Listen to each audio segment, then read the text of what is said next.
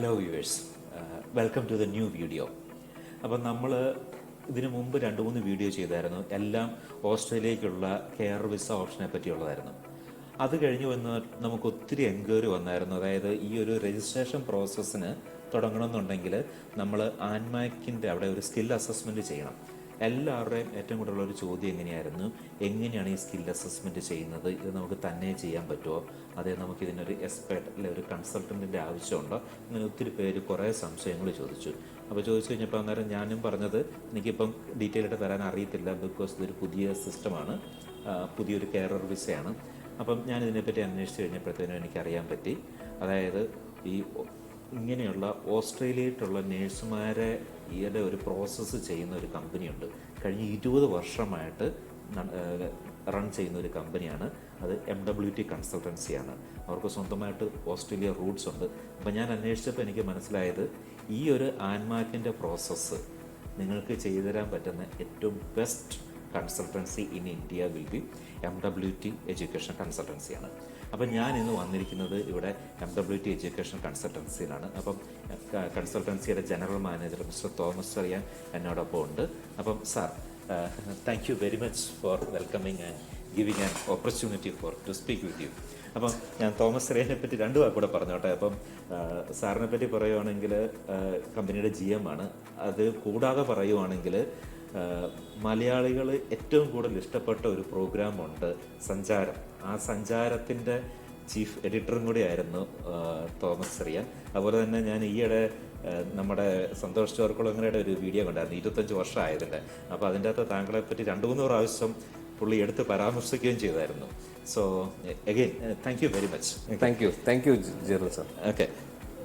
Thank you first of all for coming down to MWT Consultancy and giving such a lovely introduction. Okay. Sir പറഞ്ഞത് ഏകദേശം എല്ലാം കറക്റ്റാണ്. Okay, ഞാൻ അതിനകത്ത് കൺസൾട്ടൻസിയെ പറ്റി പറയുകയാണെങ്കിൽ 20 അല്ല 21 ഇയേഴ്സ് 21 ഇയേഴ്സ് ആണ്. ഈ 21 ഇയേഴ്സിനകത്ത് മെജോറിറ്റി ഞങ്ങൾ ഹെൽപ്പ് ചെയ്തിരിക്കുന്ന നഴ്സസിനെ തന്നെയാണ്. ഓക്കെ. അപ്പോൾ ഞാൻ വന്നിരിക്കുന്ന റൈറ്റ് സ്ഥലത്താണ്. Right from 2002 onwards we are into this business. 21 വർഷത്തിനകത്ത് നമ്മൾ വിട്ടിരിക്കുന്നത് 1-2 അല്ല, more than 10,000 nurses to Australia in different aspects. Okay. Right. So huge number. To registration മുതൽ അവർക്ക് ഹയർ എഡ്യൂക്കേഷൻ പോകണമെങ്കിൽ അത്, ഇനിയും GNM nurses-ന് പോകണമെങ്കിൽ അവർക്ക് അങ്ങനെ അവർക്ക് പോകാൻ പറ്റുന്ന പാത്വേസ് നമുക്കുണ്ട്. സോ അങ്ങനെ പല രീതിയിൽ നമ്മൾ എല്ലാ നഴ്സസിനെയും, അവർ prime focus was to health care industry as well as nurses. So this is our basic and I really thank you for coming down over here and introducing us, and I would love to give you a clarity on certain topics which you would like to ask me. Okay. അപ്പം ഏറ്റവും കൂടുതലായിട്ട് സംശയം വന്നിരിക്കുന്നത് ഈ ആൻമാക്കിൻ്റെ registration process ഈസിയാണ്, അതൊരാൾക്ക് തന്നെ ചെയ്യാൻ പറ്റുമോ? ആൻമാക്കിൻ്റെ പ്രോസസ്സ് അല്ലെങ്കിൽ ആപ്രയുടെ പ്രോസസ്സ്, ഏത് പ്രോസസ്സാണെങ്കിലും ഓസ്ട്രേലിയൻ ഗവൺമെൻറ് ചെയ്തിരിക്കുന്നത് അവർ തന്നെ ചെയ്യാം എന്നുള്ള രീതിയിൽ തന്നെയാണ് അവർ പറഞ്ഞിരിക്കുന്നത്. പക്ഷേ അവരതിൻ്റെ കൂട്ടത്തിൽ അവർ പറയുന്നുണ്ട്, ഏജൻറ്റ് ആരെങ്കിലും ഉണ്ടെങ്കിൽ ഏജൻറ്റ് വഴി ചെയ്യുന്നത് താല്പര്യമുണ്ടോ എന്ന് അവർ ചോദിക്കുന്നുണ്ട്. അതല്ലാതെ ഞങ്ങളെപ്പോലെയുള്ള ഏജൻസീസ് ഗൈഡ് ചെയ്യുന്നുണ്ട് ഇവർക്ക്. ഇവിടെ പ്രസക്തി വരുന്നത് എന്തിനാണ് ഏജൻസീസ് പ്രസക്തി വരുന്നതെന്ന് വെച്ച് കഴിഞ്ഞാൽ, പലപ്പോഴും എന്ത് സംഭവിക്കുന്നത്, നമ്മൾ അവരുടെ ചില ടേംസ് ആൻഡ് ടെർമിനോളജീസ് വായിക്കുമ്പോൾ നമ്മൾ വിചാരിക്കുന്നത് ഓക്കെയാണ്, പക്ഷെ നമ്മൾ അപ്ലോഡ് ചെയ്ത് കഴിഞ്ഞ് അവരുടെ കയ്യിൽ ഡോക്യുമെൻ്റ് ചെല്ലുമ്പോഴായിരിക്കും അവർക്ക് പല ഡൗട്ടുകൾ ഈ ഡോക്യുമെൻ്റിനെ പറ്റി ചോദിക്കുന്നതും. അന്നേരം നമുക്ക് തിരിച്ച് മറുപടി പറയാൻ പറ്റിയില്ല, അവിടെ നമ്മൾ സ്റ്റക്കാണ്. അതെ, അത് എനിക്ക് ഏറ്റവും കൂടുതൽ ഒരു സംശയങ്ങൾ വന്നിരിക്കുന്നത്, അവർ പറഞ്ഞിരിക്കുന്നത് സ്കിൽ അസസ്മെന്റ് ആൻമാക്കി ചെയ്യണമെന്നാണ്. അപ്പം നമ്മുടെ ഒരു ഇന്ത്യൻ കോണ്ടെസ്റ്റിൽ സ്കിൽ അസസ്മെന്റ് എന്ന് പറഞ്ഞാൽ വേർഡ് അസസ്മെന്റ് ഇറ്റ് സെൽഫ് ഒരു എക്സാം എന്നുള്ളൊരു ഇതാണ്. പിന്നെ സ്കിൽ അസസ്മെന്റ് എന്ന് പറഞ്ഞാൽ ഓഫ് കോഴ്സ് അത് പ്രാക്ടിക്കൽ ഓറിയന്റഡ് ആണ്. അപ്പം പിന്നീടാണ് അറിഞ്ഞത് ഇത് ഇങ്ങനെയൊന്നും അല്ല, ടോട്ടലി ഒരു ഡിഫറെന്റ് ആണെന്ന്. അപ്പോൾ ഒരു ചെറുതായിട്ട് ജസ്റ്റ് ഞാൻ പറയാം. സാർ പറഞ്ഞത് വളരെ വളരെ പ്രസക്തമായുള്ളൊരു പോയിന്റാണ്. അതായത് സ്കിൽ അസസ്മെന്റ് എന്ന് പറഞ്ഞപ്പോൾ എന്നോടും പലരും ചോദിച്ചത് ഇതൊരു പരീക്ഷയാണോ എന്നുള്ളതാണ്. ഇത് പരീക്ഷയല്ല, ഇത് what they are doing is നമ്മളുടെ ക്വാളിഫിക്കേഷൻ ആസ് വെൽ ആസ് നമ്മളുടെ experience for this particular job. അപ്പൊ ഇവിടെ ഒരു കെയറർ ജോബ്, അവിടെ ഒരു കെയർ ജോബിനാണ് ഇപ്പം നമ്മൾ ഏജ് കെയർ ജോബാണ് നമ്മൾ ഓപ്പൺ ആക്കിയിരിക്കുന്നത്. ആ ഓപ്പൺ ആക്കിയിരിക്കുന്നതിന് is this candidate eligible or they are assessing the skill of this candidate for this job. Okay, ഇപ്പൊ നഴ്സുമാരുടെ സ്കിൽ അസസ്മെന്റ് വേറെ രീതിയിലായിരിക്കും, ഏജ് കെയറിന്റെ വേറെ രീതിയിലായിരിക്കും. ഏജ് കെയർ എന്ന് പറഞ്ഞാൽ ഏജ് കെയർ കോഴ്സ് ചെയ്തവർ, ഏജ് കെയർ കോഴ്സ് ചെയ്തവരായിരിക്കാം, അല്ലെങ്കിൽ നഴ്സസ് തന്നെയാണെങ്കിൽ നഴ്സസിന് ഏജ് കെയർ സെറ്റപ്പിൽ വർക്ക് ചെയ്തിട്ടുണ്ടോ ഇല്ലയോ എന്ന് നോക്കുന്നത്.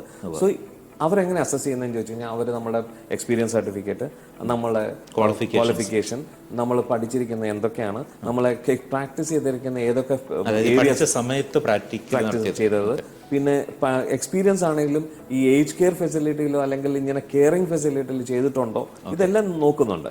സോ ഇത് വെച്ചിട്ടാണ് അവർ അസസ് ചെയ്യുന്നത് ദിസ് കാൻഡിഡേറ്റ് ഇസ് എലിജിബിൾ. അപ്പോൾ ആ സ്കിൽ അസസ്മെന്റിന് കുറച്ച് സമയമുണ്ട്. ആ സമയം എടുത്ത് അവർ ചെയ്ത് അവർ കേസ് ടു കേസ് ആയിരിക്കും എടുക്കുന്നത്. ഒരാൾക്ക് ക്ലിയർ ആയെന്ന് പറഞ്ഞ് വേറൊരാൾക്ക് ഒരാൾക്ക് ആകണം നിർബന്ധമൊന്നുമില്ല. അതായത് ആ സർട്ടിഫിക്കറ്റ് വെരിഫിക്കേഷൻ പ്രോസസ് വേണമെങ്കിൽ പറയാം. Not only certificate, experience also. മനസ്സിലായി. അതായത് ആ ഒരു കാൻഡിഡേറ്റിന്റെ എല്ലാ പ്രോസസ്സും അവരൊന്ന് ടെസ്റ്റ് ചെയ്യുന്നു, അതായത് ചെക്ക് ചെയ്യുന്നു, ഇവാലുവേറ്റ് ചെയ്യുന്നു, അങ്ങനെ വേണമെങ്കിലൊക്കെ പറയാം. ഓക്കെ, അപ്പം ഇതിന് അവർ ഓസ്ട്രേലിയ പൈസ അടയ്ക്കണം അല്ല, അത് ഇവിടെയാണ് മേടിക്കുന്നത്? സ്കിൽ അസസ്മെന്റിന് ആൻമാക്കിന് തന്നെ സ്കിൽ അസസ്മെന്റ് നടക്കുന്നത് തന്നെ രണ്ട് രീതിയിലാണ്. ഒന്ന് സ്കിൽ അസസ്മെന്റ് നഴ്സസ് ആണെങ്കിൽ it goes to ANMAC. Okay okay okay okay and if a non nursing ബാക്ക്ഗ്രൗണ്ടിൽ നിന്ന് ഈ ഫീൽഡിലേക്ക് പോകാൻ താല്പര്യമുണ്ടെങ്കിൽ then assessment has to be done in another association, that is Australian Community Workers Association-ലാണ്, അവിടെയാണ് അത് നടക്കുന്നത്. സോ ആ അസസ്മെന്റ് നടക്കുന്നിടത്ത് അവരുടെ എലിജിബിലിറ്റി ക്രൈറ്റീരിയ പറഞ്ഞാൽ അവർക്ക് സർട്ടിഫിക്കറ്റ് 3 ഇൻഡിവിജ്വൽ സപ്പോർട്ട് എന്ന് പറഞ്ഞ പ്രോഗ്രാം ഓവർസീസിൽ നിന്ന് ചെയ്തവരാകാം, അല്ലെങ്കിൽ ഓസ്ട്രേലിയയിൽ ചെയ്തവരാകാം. സോ അത് രണ്ട് രീതിയിൽ, അല്ലെങ്കിൽ എക്സ്പീരിയൻസ് ഉണ്ടായിരിക്കണം ഈ ഏജ് കെയർ ഫെസിലിറ്റിയിൽ വർക്ക് ചെയ്തതായിട്ട്. അതെ, സോ ഈ രണ്ട് കാര്യങ്ങളിൽ ഈ അസസ്മെന്റ് നടക്കുന്നതിനാണ് നമ്മൾ ഈ പറയുന്നത്. അപ്പോൾ ഇതിന്റെ പേയ്മെന്റ് നടക്കുന്നത് ആൻമാക്കിലാണെങ്കിൽ we have to directly pay to the ANMAC and it cost around $545 Australian dollar. Okay okay. ഇനി അടുത്തൊരു ഇത് ഒത്തിരി പേർക്കൊരു സംശയമാണ്. ഈ ആൻമാക്കിന്റെ നമ്മൾ അവരുടെ വാക്ക് തന്നെ ഉപയോഗിക്കണം, സ്കിൽ അസസ്മെന്റ് ചെയ്യുന്ന സമയത്ത് ലാംഗ്വേജിന്റെ റിക്വയർമെന്റ് ഉണ്ടോ? ഓക്കെ, ലാംഗ്വേജിന്റെ അവർ റിക്വയർമെന്റ് പറഞ്ഞിട്ടുണ്ട് 5.5 മതി എന്ന് പറയുന്നുണ്ട്. പക്ഷെ അത് ആവശ്യം വരുന്നത് നമുക്ക് വിസയുടെ സമയത്താണ്. ആൻമാക്കിന്റെ സമയത്ത് ഇതൊന്നും അവർ ചോദിച്ചിട്ടില്ല. They are not asking for a language score ഉണ്ടോ. Okay, so thank you. ഇനി 1-2 ക്വസ്റ്റ്യൻ കൂടെ ഉണ്ട്. അത് ഡൗട്ടാണ്. സാധാരണ എനിക്ക് ഈ വാട്സപ്പ് വഴിയും പിന്നെ യൂട്യൂബിൻ്റെ ചാനലിൽ ചോദിച്ച ഡൗട്ടുകളിലൊന്നാണ്. അതായത് ഈ ഡോക്യുമെൻറ്റ്സ് സബ്മിഷൻ, ആൻമാക്കിന് കുറേ ഡോക്യുമെൻറ്റ്സ് സബ്മിറ്റ് ചെയ്യാനുണ്ട്. അപ്പോൾ അതിനെപ്പറ്റി ഒന്ന് ജനറലായിട്ടൊന്ന് പറയാമോ? അതായത് എൻ്റെ ഊഹം ശരിയാണെങ്കിൽ 1-2 ഇടത്ത് എന്തോ ഒരു ട്രിക്കി പോയിന്റ്സുകൾ കിടപ്പുണ്ട്. ഓക്കെ, ഡോക്യുമെന്റ്സ് എന്ന് പറയുന്നത് അവർ ഏറ്റവും ആദ്യം അവർ ചോദിക്കുന്നത്, ഒന്ന് യു ഷുഡ് ഹാവ് നമ്മുടെ രജിസ്ട്രേഷൻ ഡോക്യുമെന്റ്, അതായത് നഴ്സിംഗ് രജിസ്ട്രേഷൻ ഡോക്യുമെന്റ്. അത് നഴ്സസ് ആയതുകൊണ്ടാണ് കേട്ടോ. അപ്പോൾ ആ നഴ്സിംഗ് രജിസ്ട്രേഷൻ ഡോക്യുമെന്റ് നമുക്ക് ആവശ്യമാണ്. റിലവന്റ് സ്റ്റേറ്റിലെ റിലവന്റ് കൺട്രിയിലെയോ ഓവർസീസ് ഓസ്ട്രേലിയക്ക് പുറത്താണെങ്കിൽ അത് ഏതെങ്കിലും ആ രജിസ്ട്രേഷൻ ആവശ്യമാണ്. ഫൈൻ. നൗ ഇനിയുള്ളത് ഇതിനെടുക്കുന്ന ഒരു ഡ്യൂറേഷൻ. എനിക്കറിയാം പറയാൻ പാടായിരിക്കും, എന്നാലും ഒരു ഏകദേശം ഇത് എല്ലാവരുടെയും ഒരു ചോദ്യമാണ് ഈ ഡ്യൂറേഷൻ. എല്ലാവർക്കും അറിയേണ്ടത് നാളെ രാവിലെ പോകാൻ പറ്റുമെന്നാണ്. കാരണം എല്ലാവരും ചോദിക്കുന്നത്, കാരണം ഇതുവരെ ആരും കഴിഞ്ഞ 15-ാം തീയതിയാണ് ഇത് ശരിക്കും തുടങ്ങിയത്. അവർ ആൻമാക്ക് പോലും ആപ്ലിക്കേഷൻസ് ഓപ്പൺ ചെയ്ത് തുടങ്ങി. സോ ഇതിനകത്ത് നമ്മളിപ്പോൾ സാധാരണ ഇപ്പം ഞാൻ ഏജ് കെയറിന്റെ ആൻമാക്ക് അസസ്മെന്റ് അല്ലാതെ നമ്മൾ സാധാരണ ഒരു നഴ്സിംഗ് അസസ്മെന്റോ അല്ലെങ്കിൽ നോൺ നഴ്സിംഗ് സ്കിൽ അസസ്മെന്റ്, ഇവർക്കെല്ലാം സ്കിൽ അസസ്മെന്റ് ചെയ്യാതെ പറ്റത്തില്ലല്ലോ. അപ്പൊ ഇതെല്ലാം പല ഏരിയാസ് അത് നോക്കുകയാണെങ്കിൽ സ്കിൽ അസസ്മെന്റ് എന്ന് പറയുന്നത് ചിലപ്പോൾ 2 to 3 months കൊണ്ട് it all depends on how proper your documents are. അതായത് ഒരാളുടെ ഡോക്യുമെന്റ് എല്ലാം പെർഫെക്റ്റ് ആണ്, പക്കയാണ്. അങ്ങനെയാണെങ്കിൽ ഒരു എക്സ്പെക്റ്റഡ്, അതും നോട്ട് ഗ്യാരണ്ടി. കാരണം ഇപ്പോഴത്തെ റഷ് അനുസരിച്ച് ഹൗ ഫാർ അല്ലെങ്കിൽ how fast they are going to do, what is the manpower they are currently have, ഇതൊന്നും നമുക്ക് ലാഗ് ആവാൻ ചാൻസ്. പക്ഷെ അവിടുത്തെ ആ റിക്വയർമെന്റ് അനുസരിച്ച് I think they will move very fast, very quickly. Very quickly, because there is a huge requirement and they really want people to be there. അല്ലെങ്കിൽ ഇങ്ങനെ rule വരത്തില്ല പെട്ടെന്ന്. Okay, so I think it is going to be fast. So skill assessment ചെയ്ത് വെക്കുന്നത് immediately start ചെയ്യുന്നതാണ് നല്ലത്. എപ്പോഴും നല്ലത്. തീർച്ചയായിട്ടും തീർച്ചയായിട്ടും. കാരണം നമുക്ക് അത്രയും സമയം കുറച്ച് ഫസ്റ്റ് ഇൻ ഫസ്റ്റ് ഔട്ട് ആണല്ലോ തീർച്ചയായിട്ടും ഒബിയസ്ലി. പക്ഷേ ഈ സ്കിൽ അസസ്മെന്റ് കഴിഞ്ഞവർക്ക് മാത്രമേ ജോബ് പോർട്ടലിൽ അല്ല, ജോബ് പോർട്ടലോ എംപ്ലോയ്മെന്റിന്റെ അതായത് എംപ്ലോയ്മെന്റിന് ആപ്ലിക്കേഷൻ പറ്റത്തുള്ളൂ. അതായത് അവിടുത്തെ ഒരു ലൈസൻസ്, ലൈസൻസ് വെച്ചാൽ സ്കിൽ അസസ്മെന്റ് കംപ്ലീറ്റ് ചെയ്തിരിക്കുന്നു. അവർ they are eligible for this എന്നുള്ള ഒരു പ്രൂഫായി. So the employer will always consider them immediately. പിന്നെ ഇന്റർവ്യൂ അറ്റൻഡ് ചെയ്യുക, പാസ്സാകുക. അതെ, അത് കഴിഞ്ഞ് പിന്നെ 482 വിസയിലേക്ക് പോകാനോ. അപ്പൊ വിസയുടെ കാര്യം, അപ്പൊ വിസയ്ക്ക് അസിസ്റ്റന്റ് ആപ്ലിക്കേഷൻ ഞങ്ങൾ അസിസ്റ്റ് ചെയ്യുന്നുണ്ട്. Even only after the job employment, ആ എംപ്ലോയ്മെന്റിന്റെ നമുക്ക് കിട്ടുന്ന ഓഫർ ലെറ്റർ ബേസ്ഡ് ആണ് നമ്മൾ 482 വിസയിലേക്കാണ് നമ്മൾ അപ്ലൈ ചെയ്യാൻ പോകുന്നത്. 482 വിസ എന്ന് പറയുന്നത് 2 to 4 years ആയിരിക്കും. ഓക്കെ, ആൻഡ് 2 years ആയിരിക്കും ഇനീഷ്യലി തരുന്നത്, പിന്നെ നമുക്ക് എക്സ്റ്റെൻഡ് ചെയ്യാം. Okay, in the mean time if the employer is happy with you, they can even sponsor you for PR for 186 വിസയിലേക്ക് സ്പോൺസർ. അതായത് ഇപ്പോഴത്തെ ആ ഒരു എല്ലാവരും പ്രതീക്ഷിക്കുന്നത് അതന്നെയാണ് എല്ലാവരുടെയും ആഗ്രഹവും അത് തന്നെയാണ്. ഓക്കെ, അതായത് അന്നേരത്തെ ആ ഒരു ഇതനുസരിച്ച് ഇപ്പോഴത്തെ ഇതനുസരിച്ച് പറയുന്നത് 2 വർഷം വർക്ക് ചെയ്താൽ എലിജിബിൾ ആയി. And we should also work നമ്മൾ ആ ഒരു മനസ്സോടെ വേണം ചെയ്യാനായിട്ട്. അല്ലാതെ ഒരിക്കലും സാറ്റിസ്ഫൈഡ് കാരണം ഇതൊരു പാത്വേ ആണ്. പെട്ടെന്ന് ഞാൻ അവിടെ ചെല്ലാൻ, പിന്നെ ഞാൻ അവിടെ ചെന്നിട്ട് എന്തെങ്കിലും ചെയ്യാം, അങ്ങനല്ല.